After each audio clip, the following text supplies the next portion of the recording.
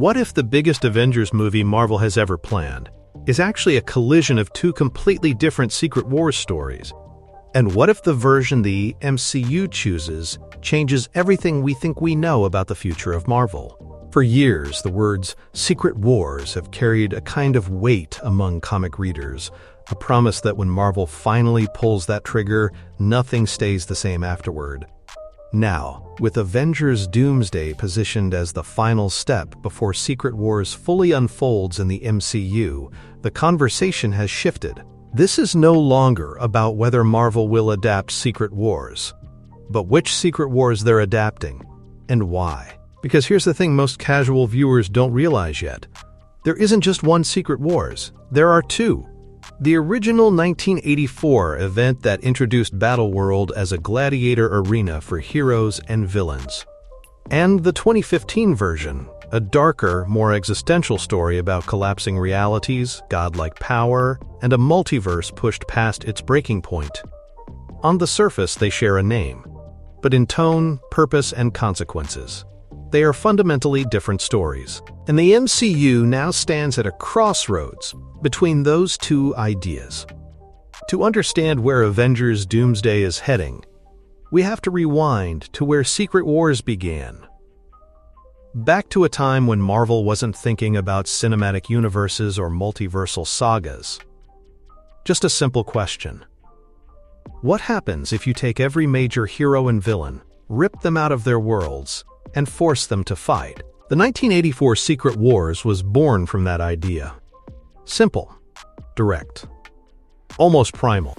A cosmic being known as the Beyonder gathers Marvel's greatest heroes and villains and drops them onto a patchwork planet called Battleworld.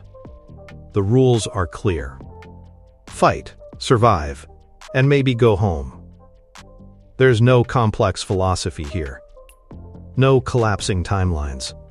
Just power, temptation, and consequences playing out in raw, human ways. This is where Spider-Man finds the alien costume that will later become Venom, where heroes fracture under pressure, where villains form uneasy alliances.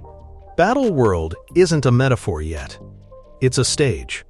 A sandbox designed to test characters by stripping away comfort and forcing confrontation. And that simplicity is exactly why this version still matters. Because the MCU, despite all its cosmic scale, has always worked best when it grounds spectacle in character conflict. When big ideas are filtered through personal choices. The 1984 Secret Wars offers a framework that's clean, adaptable, and incredibly cinematic. A single location. Clear motivations. High-stakes clashes that don't require the audience to track infinite realities to understand what's happening. But simplicity can also be a limitation. As Marvel Studios grew more ambitious, the idea of Secret Wars evolved. And by 2015, it had become something else entirely. Not a tournament, but an apocalypse. Not a game, but an ending.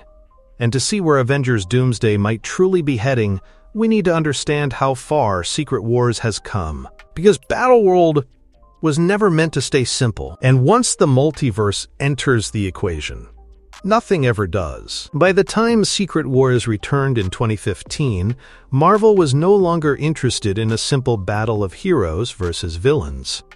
The industry had changed, readers had changed, and the idea of the multiverse had grown from a fun concept into an existential threat hanging over every story.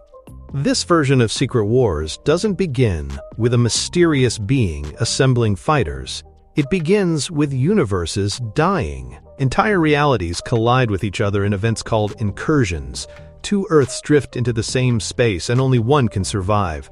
Destroy one world to save another, or let both be erased. This isn't spectacle for spectacle's sake. It's a moral trap, and every hero, no matter how idealistic, is eventually forced to confront an impossible choice.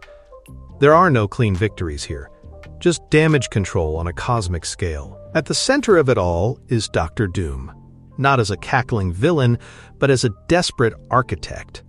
When the multiverse finally collapses, Doom uses stolen godlike power to patch fragments of destroyed realities together, creating a new version of Battleworld. But this Battleworld isn't an arena. It's a broken god's attempt to impose order on chaos. Different regions are ruled by different characters, each holding onto distorted versions of their past lives, while Doom sits at the center as a self-declared savior. This is where the name Secret Wars takes on a different meaning. The wars aren't just physical battles, they're ideological. Memory versus control, truth versus stability. Heroes aren't fighting just to win, they're fighting to remember who they are. And that distinction matters for the MCU, because the 2015 Secret Wars isn't just an event, it's a reset. A narrative earthquake designed to end one era and begin another. And suddenly, Avengers Doomsday starts to look less like a setup film, and more like a warning. Because you don't tell a story like this unless you're ready to break everything first. To really understand where Avengers Doomsday might be heading, we need to slow down and focus on the one concept that connects both versions of Secret Wars: Battleworld itself. Because Battleworld isn't just a location, it's an idea. And depending on how Marvel uses it, the entire tone of the MCU's future could shift. In the 1984 story, Battleworld is artificial and external. It's a place built by the Beyonder for observation. Think of it like a cosmic laboratory. Heroes and villains are removed from their natural environments and placed into a controlled space where their choices can be tested under pressure. There's something almost experimental about it.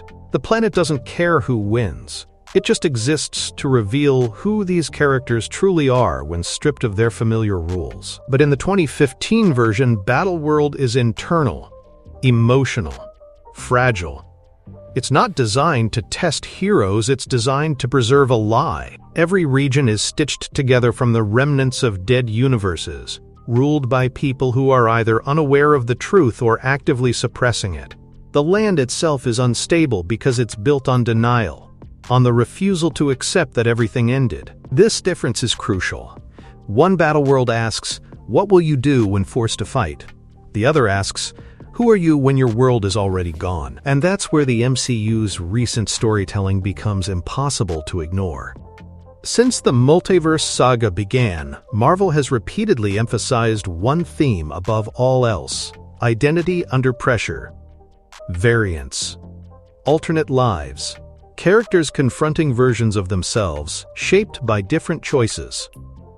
Battleworld, especially the 2015 version, is the perfect narrative endpoint for that obsession. But there's a problem.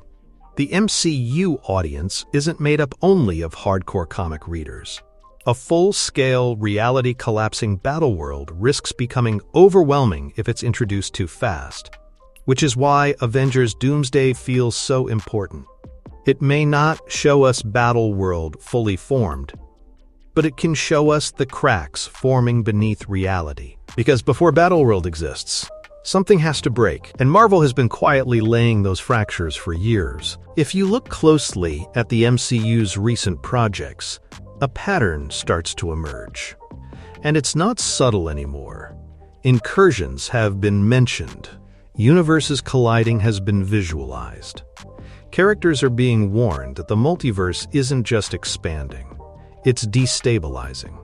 Avengers Doomsday doesn't need to explain Secret Wars outright, because the groundwork has already been laid in fragments. This is where the title itself becomes important. Doomsday isn't the name of a battle, it's the name of a moment, a point of no return. In the comics, the multiverse doesn't collapse all at once. It erodes. Heroes try to fix it. They fail. And eventually they're left making decisions that would have been unthinkable in earlier eras. That emotional journey is far more important than the spectacle of destruction. And then there's Dr. Doom. Even without confirmation, his shadow hangs over this entire saga. Doom isn't just a villain who wants power. He's a character who believes order is mercy. That control is kindness. And in the 2015 Secret Wars, that mindset is exactly what allows him to justify reshaping reality itself. If Avengers Doomsday introduces Doom as someone reacting to an impossible situation rather than causing it, the MCU instantly aligns closer to the 2015 version. But Marvel is careful. They rarely adapt comic events directly. They hybridize them. Avengers Doomsday could easily borrow the emotional stakes and philosophical weight of 2015 while still using the structural clarity of 1984. A controlled collapse. A limited scope.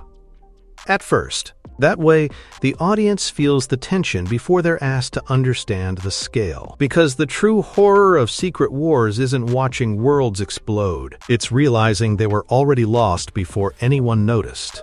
So when we ask which version of Secret Wars the MCU will actually follow, the honest answer is both, but not equally. Marvel isn't choosing between 1984 and 2015 as complete blueprints. They're choosing what each version represents, and using those ideas at different stages of the story. The 1984 Secret Wars gives Marvel something invaluable: accessibility, a concept that can be explained quickly, a central location, clear conflicts, heroes and villains forced into proximity, where alliances shift and personalities clash. That framework is perfect for bringing together a massive cast without losing the audience. It's visual, it's readable, and most importantly, it feels like an Avengers story. But the soul of what's coming, that belongs to 2015. The MCU has spent years telling us that the multiverse is fragile, that every attempt to fix it makes things worse. That identity isn't fixed, and reality itself can be rewritten. Those ideas don't pay off in a simple tournament, they pay off in a reckoning. In a moment where characters have to confront what they're willing to sacrifice to keep existence going. Avengers Doomsday feels like the hinge point between those two philosophies. The moment where the MCU stops pretending this is just another phase, and starts admitting that the end is approaching. Not the end of the franchise, but the end of the universe as these characters know it. Battleworld, when it finally arrives, won't just be a place where fights happen. It will be a consequence. A monument built from failure, desperation, and impossible choices. Some characters will thrive there, others will realize too late what they've lost. And when Secret Wars finally concludes, the MCU won't simply reset, it will redefine itself. The real question isn't which Secret Wars Marvel is adapting. It's whether the MCU and its heroes are ready to live with what comes after.